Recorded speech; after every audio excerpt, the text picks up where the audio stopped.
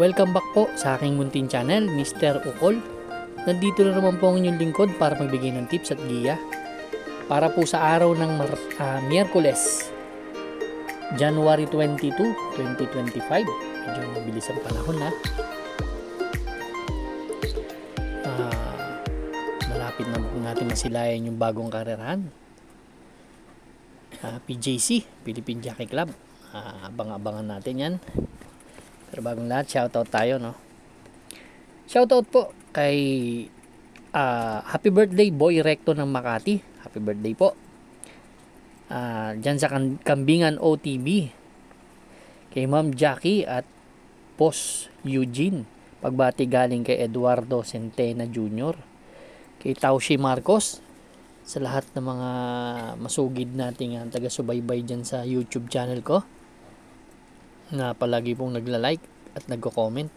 Maraming salamat po sa inyong lahat. Start na po tayo. Race number 1. Ito po yung winner take all event, covers races 1 to 7. Meron lamang tayong 5 kalahok dito. Distansya 1,200 meters. 5 split non-placer po itong grupo na to. Medyo maganda po ang nakalaan sa ating karera. Medyo balansyado rin naman. Dito nakikita natin mabilis to si One for the Road. Diyan si Winsome Maxine, Private Dining. Ang first choice ko dito yung number 5 na si Private Dining. Actually si Private Dining may 1.17 kasi tinatala ito. Last December 11 lumaban to kila Blown Away. Kila Let It Shine may 1.17 medya to. Panlima dumating. So sanay din naman siya sa mga matutuloy na kalaban, kaya ito may tulin din to. Kung habulin ni Winsome Maxine talagang maganda ang chance ang manalo ni Private Dining. Second choice ko yung kumikilos na nakaraan. Ito number 3 na si Tears of Joy. Si Tears of Joy last January 10 tumakbo to kila Barayong, kila Prince Arman 1.18 medyan tinala. So, isang magandang salida lang at makasunod to. Malaking chance ang manalo. Pero may mga kursunada pa po kayo dito sa karera na to. Pwede tayong magdagdag. Sa winner take all, lalo na. Mga kursunada nyo, idagdag nyo. Pero ako race number 1 po. Ang first choice, number 5, Private Dining. Second choice, number 3, Tears of Joy. Good luck po. Race number 2 na po tayo. Bayang Karerista. Pick 6 event. Covers races 2 to 7. Dito naman, umakyat tayo ng numero. 8 kalahok na tayo dito. Distansya, 1,200 meters. 5 split placer. Itong grupo na to. Yung kanina, non-placer to placer. Ang first choice po, number 5 na si Rancheros. Si Rancheros, actually, kapraso lang to kay Space Jam nakaraan. Ganda ng laban nila last January 12. Tingin ko naman, mag-uumento pa to dahil tagal din hindi tumakbo to. Tumatakbo rin naman to sa 6 to 10 split nun. Yan po ang aking first choice. Second choice ko po number 3, Quincy.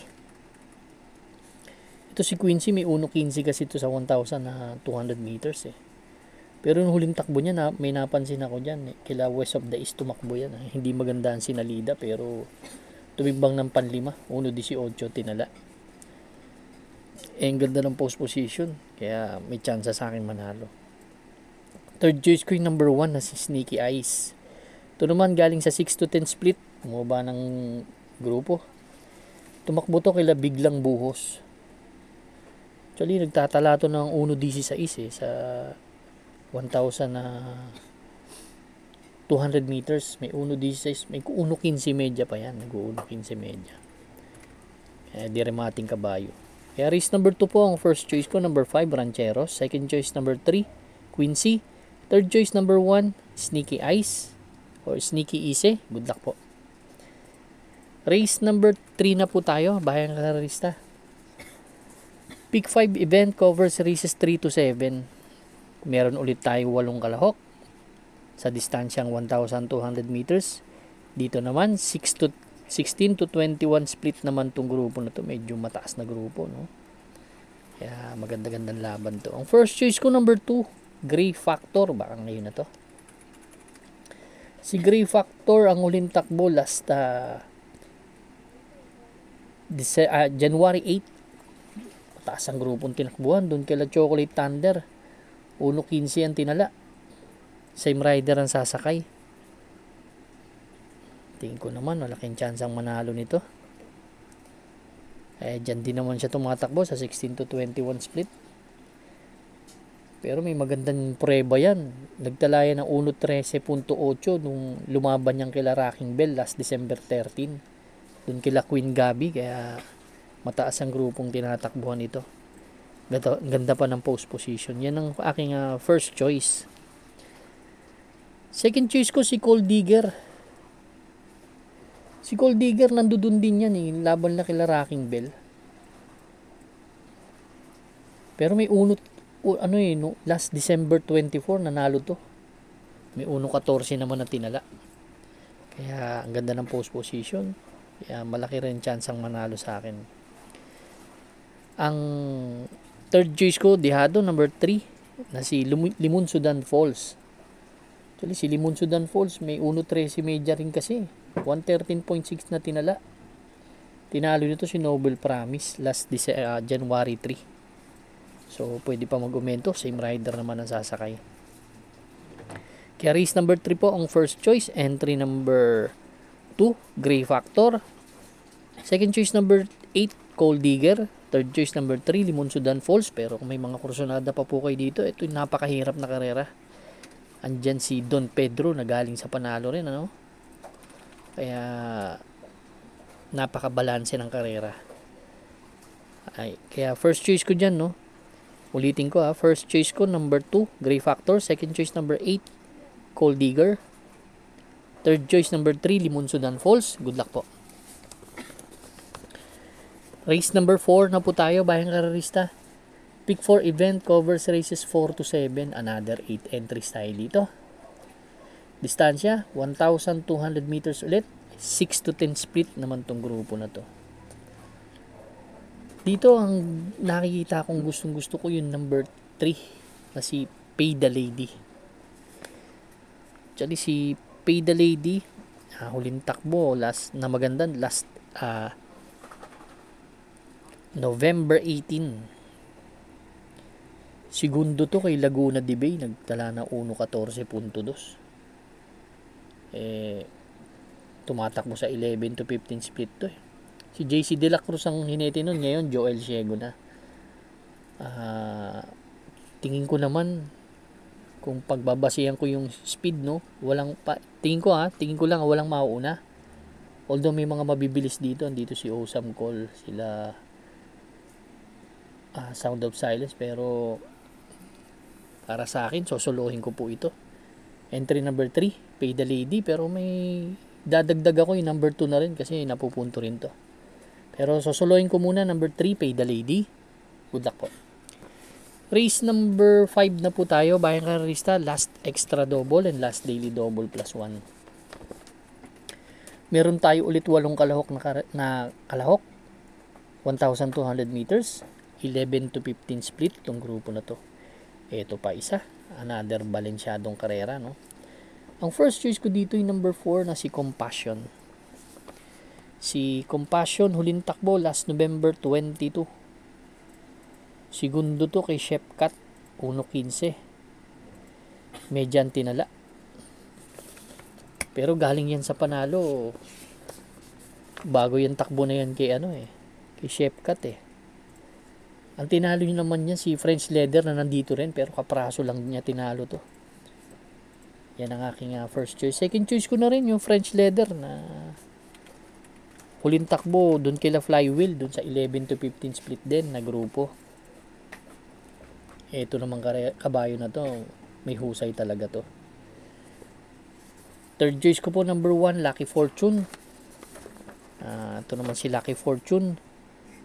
May 1.15 medya yan nung nanalo yan, pero nag-average ngayon ng 1.16. Tingin ko malaking chance ring manalo sa akin ito. Diremating kabayo. Kaya race number 5 po ang first choice, number 4, Compassion. Second choice, number 7, French Leather. Third choice, number 1, Lucky Fortune. Good luck po. Race number 6 na po tayo, the penultimate race, Bayang Karerista. Meron ulit tayong 8 kalahok, 1,200 meters distance, 6 to 10 split po. Itong grupo na to. Dito, ang gustong-gusto ko yung number 7 na si Arrogante. Si Arrogante, katatakbo lang nito last January 10. Segundo to kay Wallop, may 1.16 na tinala. From Charles Reyes to John Alvin Gusina. Yan. Sensya na po tumumbay yung cellphone. Tingin ko nagpagpag lang ng kalawang to. Susuloyin ko po. Number 7, Arrogante. Good luck po. Race number 7 na po tayo. Last and final race for Wednesday racing. Paratingan ng ating mga exotics. Winner take all. Pick 6, pick 5, pick 4. Last extra double and last daily double plus 1. Isa pa tong isang balensyadong karera. Dito 8 kalahok. 1,200 meters, 11 to 15 split po. First choice ko po number 4 na si Red Soul. Actually, si Red Soul lagi in the money to. Tercero to dumating last December 24. Kaya Katsin na Cradle tumakbo to. Kaya Polite Bell 1.29. Pero bago dyan, nanalo rin yan Kaya tingin ko malaking chance ang manalo. Second choice ko po number 5 na si Galloping Ghost. Ito naman, gamay ni Pati Dilemma to. Nakikita ko kasing pwedeng bumandera tong Natural Beauty. Yan, may tulin yan.